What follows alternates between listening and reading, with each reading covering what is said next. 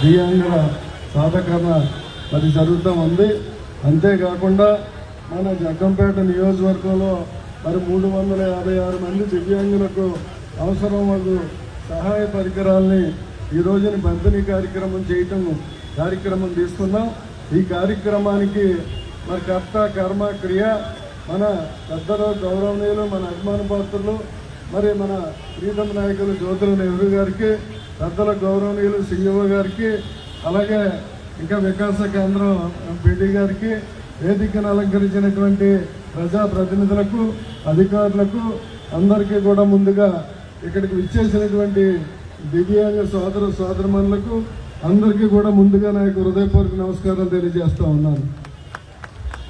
ఈ రోజుని మరి దివ్యాంగులు చాలా మనం అందరిలోని కొంతమంది దివ్యాంగులు ఉంటే మరి చాలా బాధపడేవారు మనం చూసి ఆ తల్లిదండ్రులు కూడా మాకు ఇలాగా ఈ మరి దివ్యాంగుడిగా పుట్టడం, ఈ అనేక రకాలు వాళ్ళని పెంచడం, అనేక ఇబ్బందులు పడటం, మానసికంగా కానీ శారీరకంగా కానీ అవయవాల లోపాల వల్ల కానీ మరి మన భారతదేశంలోనే మన రాష్ట్రంలోనే మరి చాలామంది మరి ఆ రోజుని సరి అయినటువంటి వైద్యం లేదు, సరి అయినటువంటి వైద్యం లేనటువంటి పరిస్థితుల్లో మరి అప్పుడు తీసుకున్నటువంటి ప్రభుత్వాలు మరి నిర్ణయాలు సరి అయినటువంటి కాదు కాబట్టి చాలామంది దివ్యాంగులు మరి తయారవడం జరిగింది.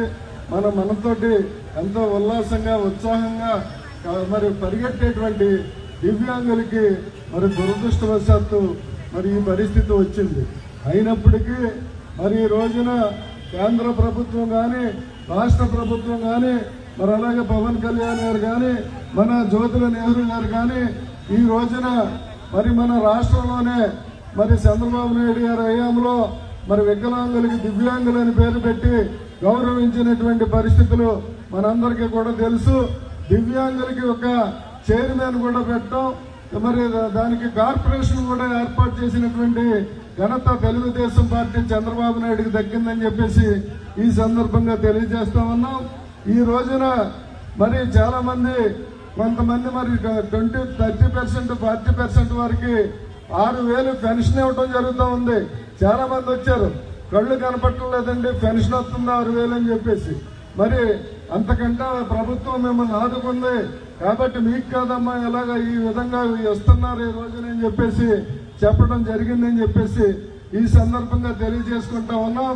ఇక పోయినట్లయితే మరి జ్యోతుల నెహ్రూ గారు మరి ప్రతి నిమిషం మరి కొంతమంది ఎమ్మెల్యేలు గెలిస్తే ఊరేగింపులు జరుపుకుంటారు, ఓడిపోతే ఇంట్లో పడుకుంటారు.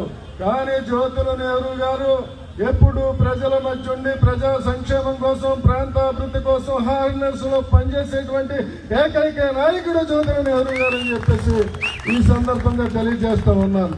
ఇక పోయినట్లయితే ప్రభుత్వం తరఫున నిధులు తేవటం కానీ, ప్రాజెక్టులు తేవటం కానీ, సాగునీరు తేవటం కానీ, తాగునీరు తేవటం కానీ, రోడ్లు మరి వందలాది కిలోమీటర్ల రోడ్లు వేయటం కానీ, ట్రైన్లు కట్టడం కానీ, ఆ రకంగా మరి వైద్యం కోసం ఎంతో ప్రజలకు అందుబాటులో ఉండటం కానీ, ఈ రకంగా చెప్పాలంటే కోకొల్లాలుగా సాయంత్రం దాకా కూడా చెప్పేటువంటి అవకాశాలు ఉన్నాయి ఆయన మరి లైఫ్ లో, రాజకీయ జీవితంలో అని చెప్పి ఈ సందర్భంగా తెలియజేస్తా ఉన్నాను. ఇకపోతే ప్రభుత్వం తరఫునే కాదు మరి మన జ్యోతుల నెహ్రూ ఫౌండేషన్ ఒకటి ఏర్పాటు చేయడం జరిగింది. ఆ జ్యోతుల నెహ్రూ గారి ఫౌండేషన్ ద్వారా మనకి ఇక్కడ మన ప్రాంతంలో ఉన్నటువంటి స్కూల్ భవనాల్లో పిల్లలందరూ కింద కూర్చొని కనీస అవసరాలు లేనటువంటి పరిస్థితిలో మరి జ్యోతుల నవీన్ కుమార్ గారు ఈ ఫౌండేషన్ తరఫున ప్రతి స్కూల్ ని కూడా పర్యటించి అక్కడ ఫ్యాన్లు కావాలా, కరెంటు కావాలా, బెంచీలు కానీ మరి డెస్కులు కానీ అన్ని కూడా ఏర్పాటు చేసి మన ప్రాంతంలో స్కూల్ నే మరి ఒక రూపకరణ తీసుకొచ్చి పిల్లలకు అన్ని రకాల సౌకర్యాలు అందించినటువంటిది మరి జ్యోతుల నెహ్రూ ఫౌండేషన్ అని చెప్పేసి ఈ సందర్భంగా తెలియజేస్తా ఉన్నాను. మరి గతంలో 5 లక్ష పోస్టులు ఇస్తానన్నాడు గత ప్రభుత్వంలో ముఖ్యమంత్రి. 5 సంవత్సరాల్లో 5 లక్షలు కాదు, కేవలం 5 పోస్టులు కూడా ఇవ్వలేనటువంటి దుర్మార్గుడు అని చెప్పి సందర్భంగా తెలియజేస్తా ఉన్నాను. ఇక పోయినట్లయితే మరి చంద్రబాబు నాయుడు గారు ఇస్తానన్నారు ఎన్నికలు వచ్చిన తర్వాత 16,433 ఉద్యోగాలు ఇవ్వడం జరిగింది డిఎస్సి తరఫున అని చెప్పేసి ఈ సందర్భంగా తెలియజేస్తా ఉన్నాను. దాంట్లో కూడా మన నియోజకవర్గంలో మరి ఎక్కువ డిఎస్సి అవకాశం ఉన్నటువంటి వారిని మరి అనేక రకంగా కోచింగ్ ఇచ్చి మరి ఎంతో వ్యయాన్ని ఖర్చు పెట్టి కోచింగ్లు ఇచ్చి వారికి కాపు కార్పొరేషన్ ద్వారా మరి ఆ స్పెషాలిటీ కల్పించి మరి వాళ్ళకి టీ దగ్గర నుంచి టిఫిన్ దగ్గర నుంచి భోజనాల దాకా మరి ఎంతో మంది సీనియర్ అయినటువంటి వాళ్ళందరితోటి కూడా మరి వాళ్ళకి కోచింగ్ ఇప్పించి మంచి రోజుని దాంట్లో చాలా మంది రాబోయే రోజుల్లో ఉపాధ్యాయులు అయ్యేటువంటి పరిస్థితి కానీ అవకాశం కానీ ఆ కోచింగ్ కానీ మరి లెక్క చేయకుండా మన ప్రాంతంలో ఉన్నటువంటి పేదవాళ్ళని విద్యార్థుల్ని తీసుకొచ్చి ఉపాధ్యాయులు చేస్తే వాళ్ళు రేపు భావి తరాల కోసం మరి పిల్లల బంగారు భవిష్యత్తు కోసం ఉపయోగపడతారని చెప్పేసి జ్యోతుల నెహ్రూ గారు చేయడం జరిగింది.